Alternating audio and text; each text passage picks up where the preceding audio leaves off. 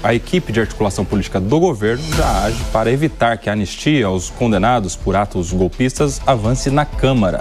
Quem tem mais detalhes sobre isso é o nosso repórter André Anelli, chegando ao vivo e diretamente de Brasília com todos os detalhes do dia seguinte da condenação, como é que a equipe governista planeja reagir aí ao movimento pela anistia. Hein, Anelli? Boa tarde, bem-vindo.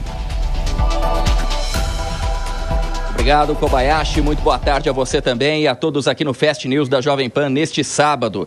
A ministra das Relações Institucionais, Gleisi Hoffmann, tem conduzido um mapeamento nos últimos dias em relação aos cargos ocupados por deputados de centro e de direita e que eventualmente ainda fazem parte do grupo de apoio do presidente Lula lá na esplanada dos ministérios. A partir de então, com esse mapeamento, a ideia é fazer uma espécie de pressão para que esses parlamentares não votem sobre a anistia aos condenados pelos atos do dia 8 de janeiro de 2023 e nem ao ex-presidente Jair Bolsonaro e ao núcleo crucial da suposta trama golpista para permanecer no poder, sob pena, caso então haja a votação positiva em relação a esse assunto, de perderem os cargos que são então ocupados por esses parlamentares ou que são ocupados por apoiadores, por pessoas indicadas por esses parlamentares.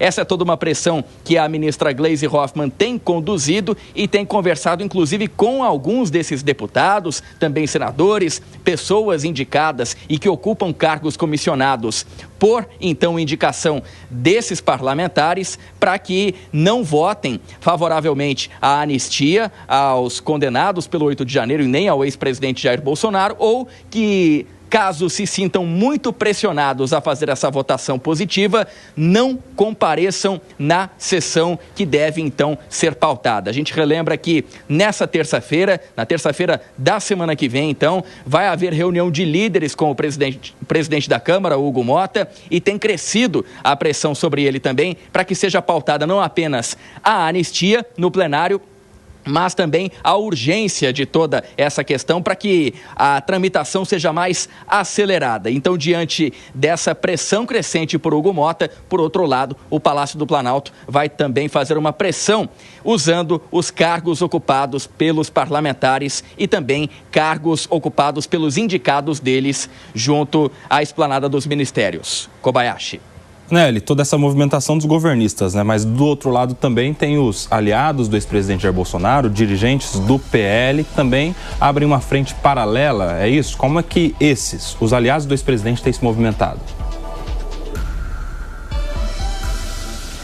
Sim, Kobayashi, os aliados do ex-presidente Bolsonaro já vem fazendo, inclusive, uma mobilização junto ao Supremo Tribunal Federal, o STF, para que, caso a anistia seja aprovada na Câmara dos Deputados e no Senado, onde a chance é mais remota, porque existe mais resistência, aí, então, é preciso haver uma mobilização no STF, para que não seja declarada a inconstitucionalidade da medida e que ela, mesmo sendo aprovada no Congresso Nacional, não seja derrubada na Suprema Corte. Então, nesse momento, líderes partidários de apoio do ex-presidente Jair Bolsonaro, principalmente Sóstenes Cavalcante, ele que é líder do Partido Liberal na Câmara dos Deputados, já tem procurado conversar com ministros do Supremo Tribunal Federal, principalmente aqueles que não participaram do julgamento na primeira turma do STF, principalmente André Mendonça e Cássio Nunes Marques, dois ministros que inclusive foram indicados pelo ex-presidente Jair Bolsonaro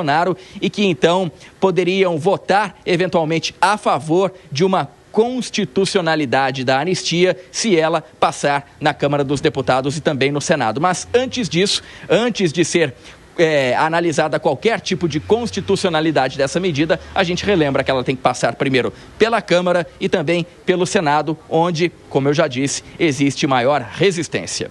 Kobayashi. Perfeito, muito obrigado, André Anelli, ao vivo, direto de Brasília. Daqui a pouco você volta com outras informações. Por aqui eu já quero chamar o nosso comentarista dessa edição do Fast News, doutor Eduardo Maurício, sempre conosco aqui na Jovem Pan, nos ajudando a entender todos esses cenários jurídicos, políticos. E a Janaína Camelo nos trouxe o que pode acontecer no STF e o André Anelli nos trouxe o que pode acontecer no Congresso, Eduardo Maurício. Vamos começar lá pelo Supremo Tribunal Federal. A expectativa por possibilidade ou não de recurso, possibilidade ou não de uma prisão de imediato. Como é que isso funciona a partir de agora, hein? Boa tarde, bem-vindo. Boa tarde a todos os telespectadores, é sempre uma honra também estar junto contigo, Koba.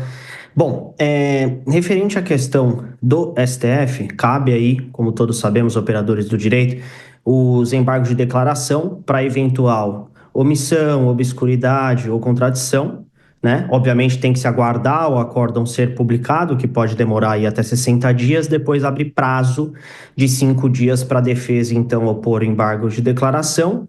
E a questão do embargos infringentes, destaco, né? Teria que ter 2 votos para que seja cabível embargos infringentes. Porém, referente à dosimetria da pena, a própria defesa do Jair Bolsonaro disse que, enfim, avançaria com esse procedimento em virtude de uma discordância referente à proporcionalidade e até mesmo qual pena, de fato, deve ser aplicada. E aqui, referente à imediata prisão, eu destaco o seguinte: uma prisão só pode ser feita após o trânsito em julgado, mas destaco o que ocorreu com o Collor, né, que na verdade, recentemente o ministro Alexandre de Moraes entendeu que os embargos eram protelatórios, pediu a prisão e depois ele saiu aí, obviamente, com a prisão domiciliária a âmbito humanitário. Mas destaco que, enfim, já ocorreram outras situações com prisão antes do trânsito em julgado, embora o entendimento técnico não seja o correto. Eduardo Maurício, e a situação pelo PL da anistia agora? Porque já há uma grande movimentação, a Nelly nos trouxe. Os governistas tentando ali uma estratégia de contenção, por outro lado, os aliados do ex-presidente agora tentando mobilizar o maior número de pessoas em prol do PL da anistia. Como é que fica isso depois da condenação? Bom, obviamente, esse campo vai sofrer uma pressão forte, até porque primeiro tem que ter a aprovação da Câmara, né, e do Senado, e a gente sabe a resistência, a dificuldade. Se isso passar, é como foi dito, né?